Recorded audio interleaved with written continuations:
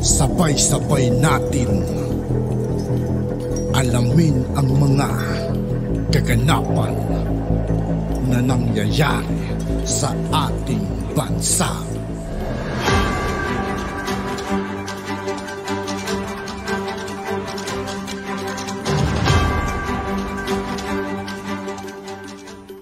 Yo, what's up mga kaibigan? This is Aituki po again. Ngayon nandito ulit tayo sa channel ni Pinas News Insider. Dito ulit tayo magbibigay ng komento at reaksyon. Pero bago ang lahat ng yan mga kaibigan, sa lahat ng hindi pa nakasubscribe kay Pinas News Insider, mag-subscribe na po tayo at huwag nyo rin pong kalimutan mag-subscribe dito sa aking channel. Simulan na natin mga kaibigan. Let's go! Ang balita ngayon, viral ngayon sa mundo ng social media. Ang di umano'y balita, billionaire senator of the Philippines na si Cynthia Villar nagsalita na at walang pagdadalawang isip na harap-harapang binara ang First Lady na si Liza Araneta Marcos at nakisimpatya naman si Senator Chis Escudero sa sitwasyon ngayon ng Pangulo. Pero bago ang lahat, kung bago ka pa lamang sa aming channel, please huwag kalimutang mag-like, subscribe at i-click ang notification bell para mas maging updated ka palalo sa lahat pa ng bagong video na i-upload namin. At eto na nga mga kababayan, matapos ang naging pahayag ni First Lady Araneta Marcos sa programa ni Anthony Taberna at tila binara ang Vice President ng Pilipinas na si Sara Duterte, ay nagbigay naman ng sentimiento ang dalawang magaling na senador na sina Senator Cynthia Villar at Senator Chis Escudero. Ayon pa kay Senadora Cynthia Villar, kung siya daw ang asawa ng presidente, ay gagawin niya ang lahat para magtagumpay ang kanyang asawa at hindi makikipag-away. Sa halip na magtaloan niya, ay gumawa na lamang ng mga proyekto na makakatulong sa taong bayan para mahalin ng taong bayan si Pangulong Bongbong Marcos Jr. Ako ang asawa ng presidente, I will do everything para maging successful yung aking asawa. Hindi na ako makikipag-away. Huwag na lang sana. Huwag na mag-away. Gumawa na lang ng mga project na makakatulong sa tao para mahalin ng mga tao lalo yung ating presidente. Samantala, harapan namang ipinagtanggol ng senadora si dating Pangulong Rodrigo Duterte sa naging pahayag ng pagbatikos kay Pangulong Ferdinand Bongbong Marcos Jr. Tinawag ni Senator Cynthia Villar na natural na reaksyon ang ginawa ng dating Pangulo dahil tatay siya ni Vice President Sara Duterte na ipinagtatanggol lamang ang anak dahil panay-aniya ang batikos sa pangalawang Pangulo sa social media. Ano yun politika yun tayo naman kung ano lang ang tama yun, diba? So siguro nagalit lang si President Duterte kasi binira si Sara. Siyempre tatay, pag binibira yung anak, nagiging defensive, diba? I think it's a natural reaction ng isang tatay. Samantala, hindi naman mapigilan ni Senator Chis Escudero na makisimpatya sa naging sitwasyon ngayon ni Pangulong Bongbong Marcos dahil yan sa alitan ni First Lady Liza Araneta Marcos at Vice President Sara Duterte. Gayunpaman, ayon kay Senator Chis Escudero, parte ito ng mabigat na pamumuno na dapat pasanin para sa kapakanan ng ating bansa at ng taong bayan. Pagkatapos nito ay tumugon at harapang sinagot naman ni Vice President Sara Duterte ang mga komento ng unang ginang na si Liza Araneta Marcos laban sa kanya. Ngunit sinabi niya na mas gusto niyang magkaroon ng pribadong pakikipag-usap sa Pangulo. Bilang tao, karapatan ni unang ginang Liza Marcos na makaramdam ng sama ng loob at galit. Subalit, ang kanyang personal na damdamin ay walang kinalaman sa aking mandato bilang isang opisyal ng pamahalaan. Upang makausad tayo, iiwan na natin sa isang pribadong pag-uusap sa pagitan lamang namin ni Pangulong Bongbong Marcos Jr. ang mga susunod na hakbang. Mga kaigsuunan, nag-atubang ang ato ang nasod ug dagkong mga problema na kinahanglang solusyonan sa gobyerno. Dapat ay nakatutok tayo sa pagtugon sa mga suliraning hinaharap ng ating bansa. Patuloy ang pagtaas ng presyo ng pagkain at iba pang mga bilihin. At ito ay mas nagpapahirap pa sa dinaranas na gutom o kawalan ng sapat na pagkain ng mahihirap nating kababayan. Nagbabadya rin ang kakulangan ng supply ng tubig at kuryente, habang talamak na naman ang ipinagbabawal na droga. Samantala, hindi pa rin natatapos ang banta ng kriminalidad, terorismo at insurhensiya sa ating bansa. Kini ang mga butang na angay natong hatagan ug pagtagad. Unahin natin ang Pilipinas.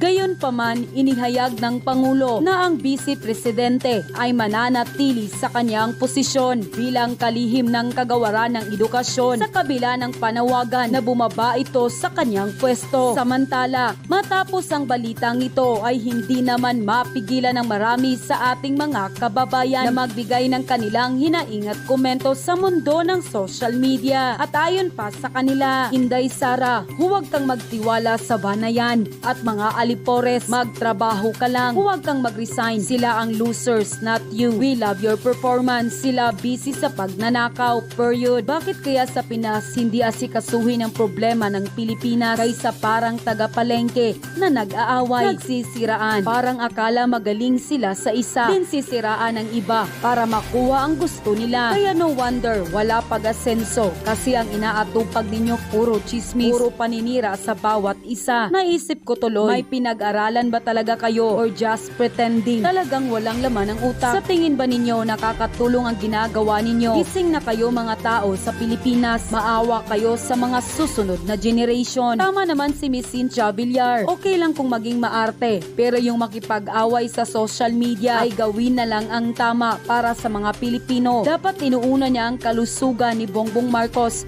at hindi makisawsaw sa mga desisyon ng asawa, lalo't hindi naman nakakabuti kundi makakasama pa bilang presidente, diba? FL, hindi niya alam kung saang lugar niya. PBBM naman, sunod-sunura naman. Ay mga kapwa ko Pilipino, gumising na po kayo. Dapat kung asawa ka ng presidente, gumawa ka ng ikabubuti ng presidente, kagaya ni Madam Imelda Marcos. Kaya hanggang ngayon, pinagmamalaki pa rin ng sambayanan. Mabuhay ka, Madam Imelda Marcos. End quote. Masamang balita ay, bagamat nag-issue ng mayor's permit si Mayor Remolyo para sa maisog rally sa Dumaguete sa 7 at kami nakita pa sa Cebu, naghapunan pa kami noong 30 ng Abril at sinabi niya talagang inisyu niya yung rally permit. Abay, kanina po nagkaroon kami impormasyon na ang rally permit na inisyu ni Mayor Remolyo ay kanyang revoke. Bakit? Dahil yung Dumaguete Police ay nagreklamo na isa daw doon sa magsasalita ay itong si Atty. Glenn Chong na merong mga pasabog labang kay First Lady. At sabi nila, wala raw silang sapat na kagayahan para masigurong seguridad ni Presidente Duterte na dadalo sana sa maisog rally. So ito po ang liham ng City Administrator ng City of Dumaguete na rin-revoke ang aming rally permit. Alam niyo ba ho na yung rally sa Bustos, Bulacan, ni hindi kinakailangan ng permit kasi sa pribadong property. Pero ang ginawa naman doon ay talagang hinarangan at nagkuha ng mga 300 na mga mukhang drug addict na mayroong mga pamalo. Kaya sabi ni Presidente Duterte, wag nang ituloy. Pero ito naman pong ginawa ng Dumaguete, hindi po katanggap-tanggap yan. Bakit? Doon po sa kaso na hinain ko nga na IDP versus City Mayor of Manila, ang sabi ng Korte Suprema, ang tanging paraan lang para hindi matuloy ang rally ay kung merong clear and present danger. Pero yung sinasabi ng Dumaguete Police Department na wala silang sapat na kakayahan para ma-ensure ang kaligtasan ni Presidente Duterte, hindi po yan clear and present danger. Ang dapat na clear and present danger po, meron talagang clear and present danger na magresulta dahil sa pagtipon-tipon. Gaya ng pagtipon-tipon ng teroristang CPP-NPA sa kanilang anibersaryo na kung may gagawin sila. Pero yung supposedly kakulangan ng kakayahan ng pulis para protektahan ang isang dating presidente, hindi po yan ground para po masuspinde o ma-revoke ang rally. Uulitin ko po, ang karapatan ng taong bayan para magtipon-tipon na mapayapa para ilabas ang kanilang hinaing labang sa gobyerno, yan po'y kabahagi ng karapatan ng malayang pananalita at hindi po pwedeng supilit. As early as 1948, Primicius versus Fogoso, ang sabi po ng Korte Suprema, ang mga lokal na pamalaan, hindi po sila nagbibigay ng permit para mag-rally. Ang rally permit po ay ang saligang batas, ang Bill of Rights. Ang kanilang papel po ay limitahan yung time, place, and manner ng pagtitipon. At ito naman po, ibinigay ng rally permit pa sa Rizal Avenue at dahil nabigyan na yan, ibig sabihin, nagawa na nung lokal na pamahalaan ang kanilang katungkulan na time, place, and manner. So illegal po yung pagre-revoke. Pero kami po ay hindi na po magpapatinag. Hindi na po kami magpapasupil sa aming karapatan. Nagsalita na po ang dating Presidente Duterte, tuloy po ang rally. Sang-ayon din po dun sa desisyon ng Korte Suprema sa aking kasong hinaing, ang sabi ng Korte Suprema at mula ngayon, hindi na kinakailangan ng rally permit kung ang pagrarally ay gagawin sa Freedom Park. At tinalaga ang lahat ng lokal na pamahalaan na magtalaga ng mga Freedom Park kung saan ang taong bayan ay may karapatan na mapayapang magtipon-tipon para ilabas ang hinaing labang sa gobyerno. Kaya ang preliminary na impormasyon ko po, bagamat abangan niyo po ang announcement, ay dyan po kami magtitipon-tipon sa harapan ng Provincial Capital ng Negros Oriental. Hindi naman po yan malayo sa downtown, sako pa rin po yan ng Dumaguete City dahil yan po ay designated na Freedom Park. At kapag kami po ipinigil, talaga po magdidemanda na kami. Hindi na po kami papayag ng pasupil ng karapatan dahil kasama po sa sinusupil na karapatan ay ang dating Presidente Rodrigo Roa Duterte. Kung dati po ay nagbigay si Presidente Duterte para umiwas sa gulo, ngayon po maninindigan na kami dahil wala pong karapatan ng kahit singlong local government unit na i-veto yung paninindigan namin sa aming karapatan. Tuloy po ang rally. Nagkakaroon po ng change of venue. Ang pagkakaalam ko po, ang bagong venue ay sa Freedom Park na harap ng Provincial Capital ng Negros Oriental. Doon po rin, sakop pa rin ng Dumaguete City. Pero kung hindi po yan matutuloy for any reason, nandiyan naman po ang mga pamantasan at kapag sa loob ng pamantasan at isa sa pamantasan yung pinagtuturuan ko na Silliman University na noong panahon ng Marcelo ay malinaw pong nanindigan din laban sa diktaduryang Marcos Sr. at sigurado po kung maninindigan din sila laban sa diktadurya ng Marcos Jr. po pwede rin pong ganapin dyan.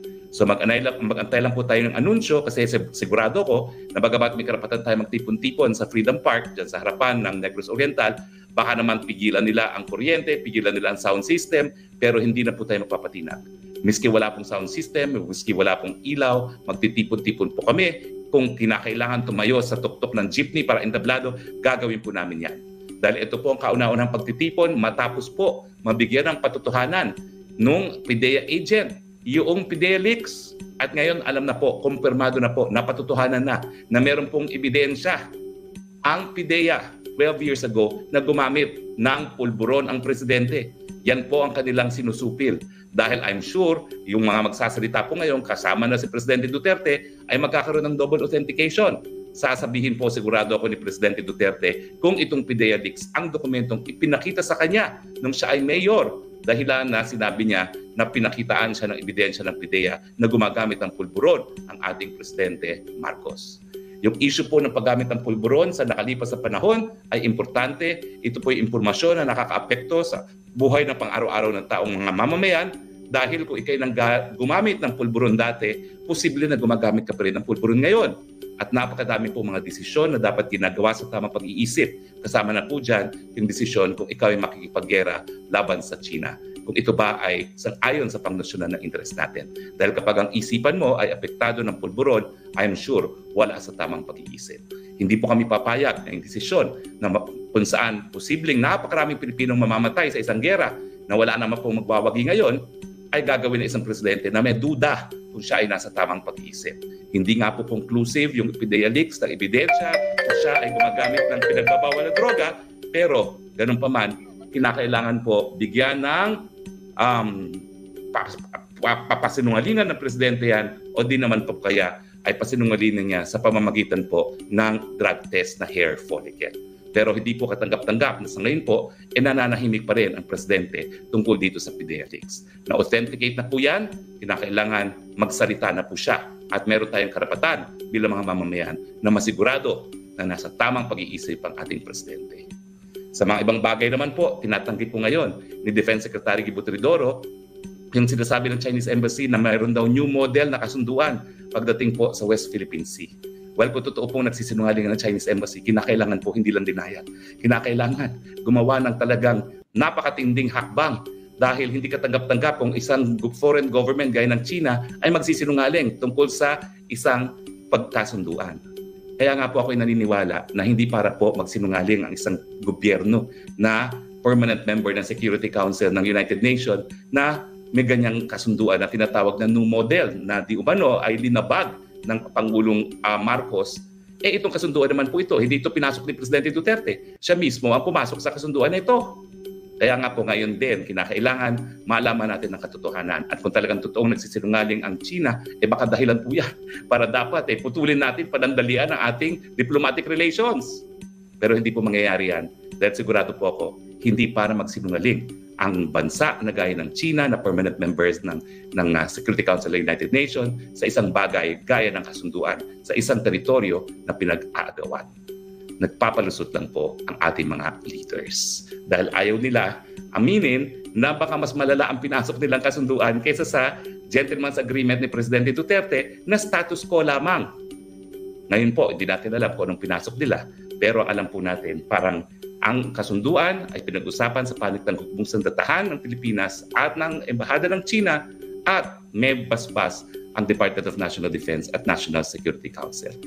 Panahon na po para sila naman po magsalita at magsabi kung totoong nagsisinungaling ang isang gobyerno gaya ng China na ako po'y hindi mapaniwala.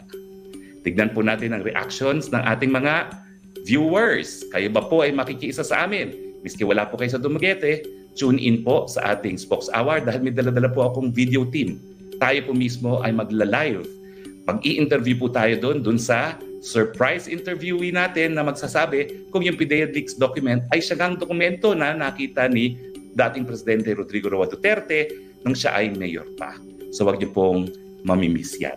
Okay? At lahat po namang pangyayari doon, with or without rally permit, mapapanood niyo po yan. Kung kami ay hahatawin, makikita niyo po yan. Subukan nilang hatawin ang dating Presidente Rodrigo Roa Duterte. Hinahamon ko sila, hatawin niyo ang dating Presidente. Tignan natin kung anong hagupit ng taong bayan ang makikita ninyo. Jasmine, grabe na ho, attorney. Hindi nila alam sa kanilang ginagawa, mas lalong tumitindi ang suporta ng taong bayan sa mga Duterte. Expect a lot worse from this admin, but we will continue fighting for the Philippines. Tama po yan. Talaga po hindi nila alam na habang sinusupil ang karapatan, lalo nagagalit ang taong bayan. Thank you, Jasmine. Francis Loyola, kung pwede lang magmura sa nangyayari sa bayan, nakaka-frustrate bakit hindi nilang attorney gawin sa private lot without help ng LGU para wag na tayo paasahin na mga last minute mag-cancel. Hindi na po kami papayag. Yung nga po sa Bustos, private lot yun. Ngayon po, gagawin natin sa Freedom Park at subukan nilang pigilan tayo. Okay? Darlene D. Suke, no way, attorney. Napaka-lame ng excuse ng LGU. My goodness. But, baka siya naging mayor kung ganyan lang din. Ayan, apply ulit. What for? Alam naman natin di nila yun actionan pa. Laban lang ng laban. Yan pong gagawin natin. Talaga pong dumating ang mensahe. Hindi na-atras ang dating Pangulong Rodrigo Roa Duterte. Magpupulong po kami alas 6 bukas ng gabi para ituloy ang rally kahit saan man yan gagawin. Antayin lang po natin ang pinal na venue para sa mausig bukas. Asilia Zenea, bakit ang Malacanang takot na takot sa maisog rally? Peaceful rally naman yan. Hindi naman barduguhan. Siguro, Atty. Harry, kailangan na taong lumabas sa kalsada buong Pilipinas. Lahat sinusupil ang mga bangag. Kaya nga po natutuwa naman ako na sa Dumaguete, talaga naman pong panahon pa ng martial law, naninindigan na ang mga taga Dumaguete at saka Negros Oriental.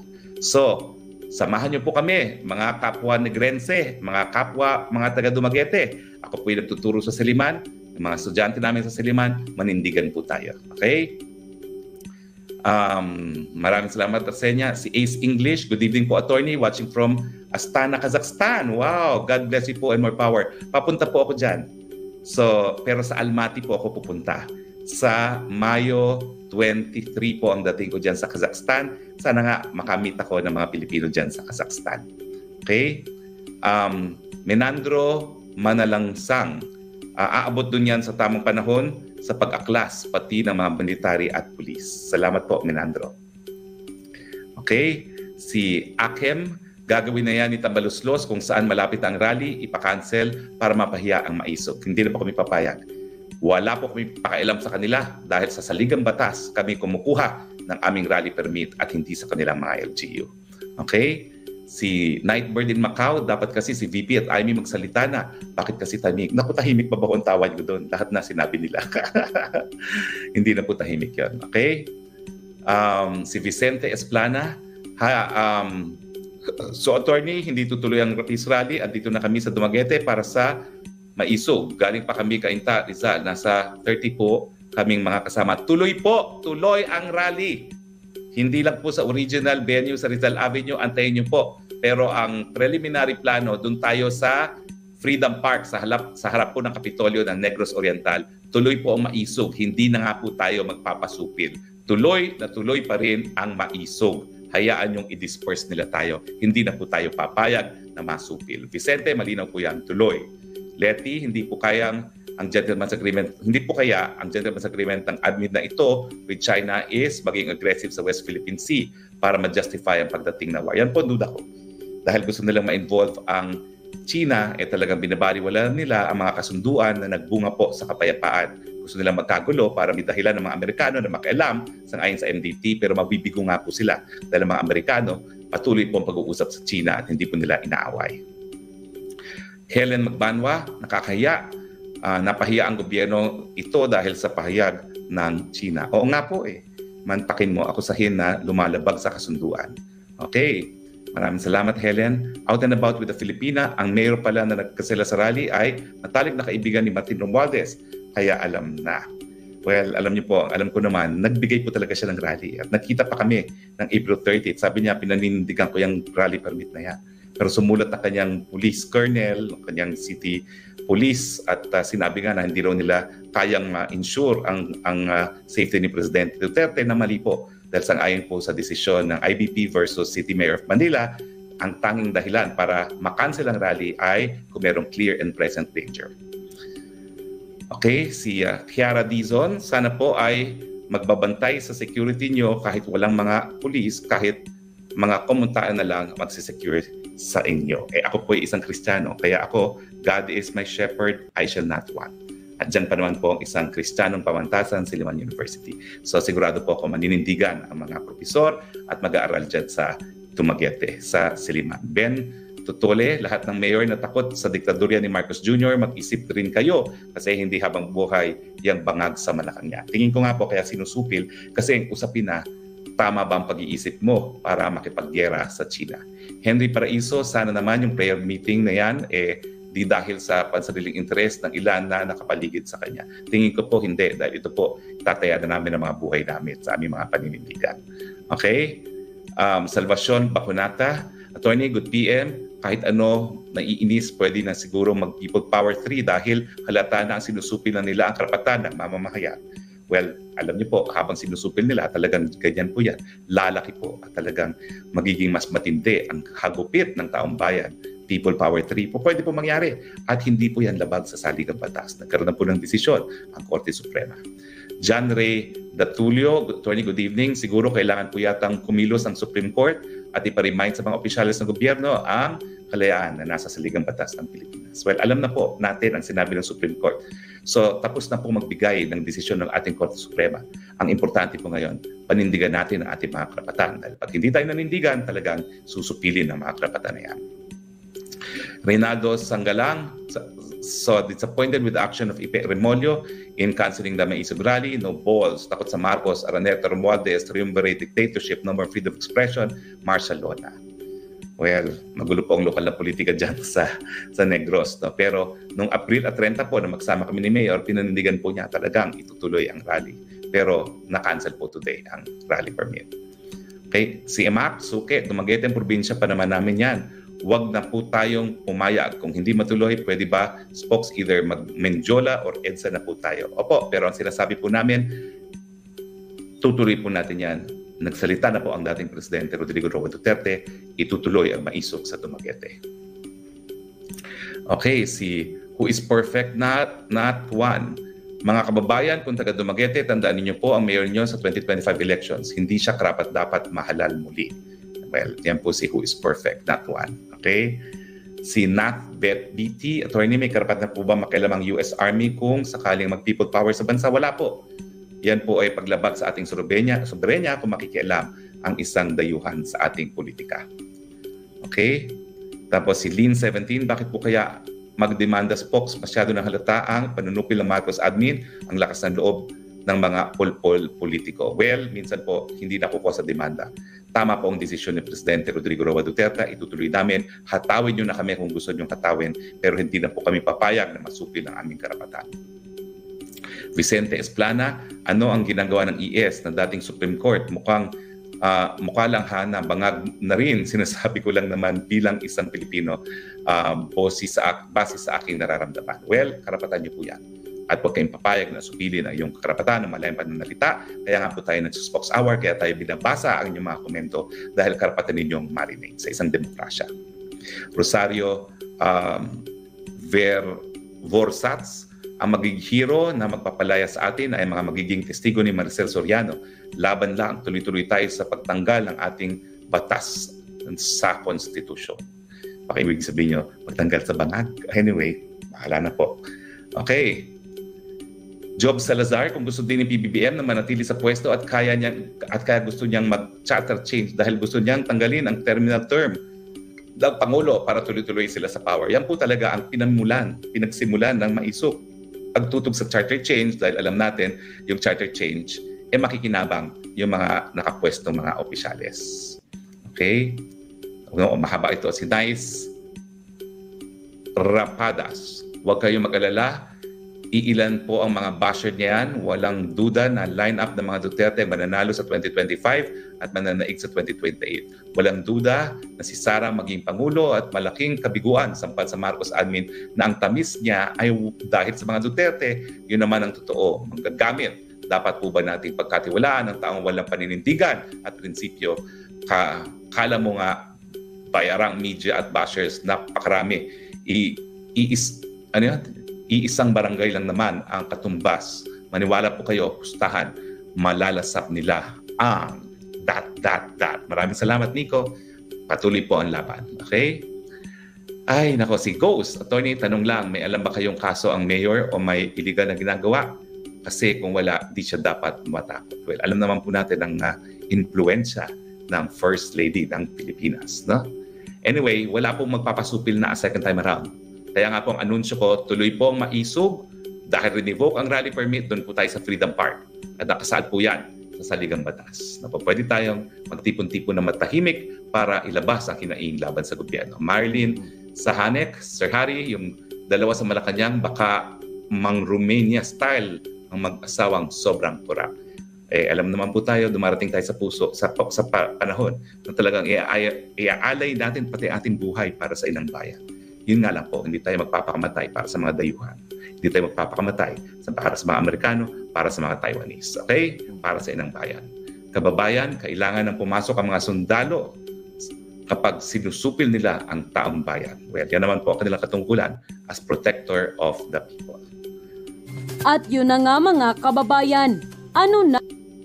At yun nga po mga kaibigan, dito po nagtatapos ang ating reaction video. Muli ako po si I2K. Maraming salamat sa patuloy na pagsuporta. Yeah, peace out.